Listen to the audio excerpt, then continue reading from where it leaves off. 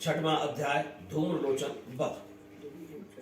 मैं सर्वेज्ञेश्वर भैरव के अंक में निवास करने वाली परमोत्कृष्ट पद्मावती देवी का चिंतन करता हूँ। वे नागराज के आसन पर बैठी हैं। नागों के फनों में सुशोभित होने वाली मणियों की विशाल माला से उनकी देहलता उद्राक्षित हो रही है। सूर्य के समान उनका तेज है। 3 नेत्र उनकी शोभा बढ़ा रहे हैं। वे हाथों में माला, कुंभ, कपाल और कमल लिए हुए हैं तथा उनके मस्तक में अर्धचंद्र का मुकुट सुशोभित है। ऋषि कहते हैं, देवी का यह कथन सुनकर दूत को बड़ा अमर्ष हुआ और उसने दैत्यराज के पास जाकर सब समाचार विस्तार पूर्वक कह सुनाया। दूत के उस वचन को सुनकर दैत्यराज कुपित हो उठा और दैत्य सेनापति धूम्रलोचन से बोला,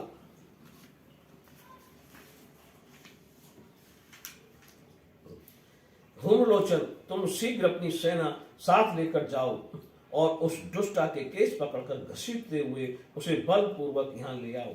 उसकी रक्षा करने के लिए यदि कोई दूसरा खड़ा हो तो वह देवता, यज्ञ अथवा गंधर्व ही क्यों ना हो, उसे अवश्य मार डालना।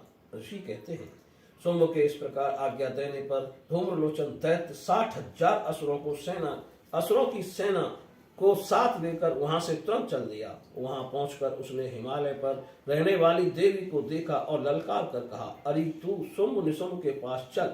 यदि इस समय प्रसन्नता पूर्वक मेरे स्वामी के समीप नहीं चलेगी तो मैं बलपूर्वक झोंटा पकड़कर घसीटते हुए तुझे ले चलूंगा।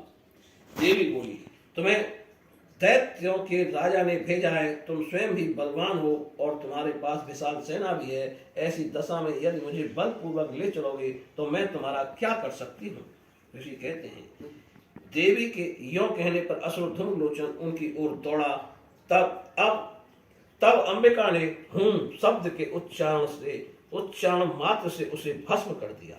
फिर तो क्रोध में भरी हुई दैत्यों की विशाल सेना और अंबिका ने एक दूसरे पर तीखे सहायकों, शक्तियों तथा फर्शों वर्षा आरंभ की।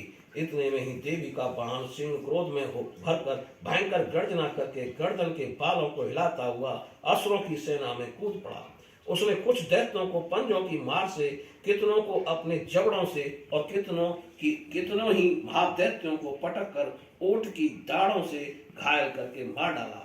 उस सिंह ने अपने नखों से कितनों के पेट फाड़ डाले और थप्पड़ मारकर कितनों के सिर धड़ से अलग कर दिए।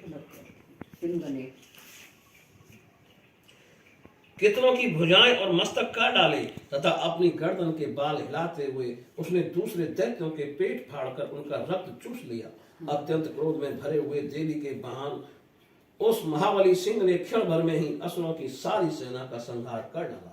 शुंभ ने जब यह सुना कि देवी ने धूम्रलोचन और असुरों को मार डाला तथा उसके सिंह ने सारी सेना का सफाया कर डाला, तब उस दैत्य राज को बड़ा क्रोध हुआ। उसका ओठ कांपने लगा। उसने चंड और मुंड नामक 2 महादैत्यों को आज्ञा दी, हे चंड और हे मुंड, तुम लोग बहुत ही बड़ी सेना लेकर वहां जाओ। उस देवी के छोटे पकड़कर अथवा उसे बांधकर शीघ्र यहाँ ले आओ। यदि इस प्रकार उसको लाने में संदेह हो तो युद्ध में सब प्रकार के अस्त्र शस्त्रों तथा समस्त आसुरी सेना का प्रयोग करके उसकी हत्या कर डालना। इस दुष्टा की हत्या होने तथा सिंह भी मारे जाने पर उस अंबिका को बांधकर साथ ले शीघ्र ही लौट आना। बोलिए देवी मैया की जय।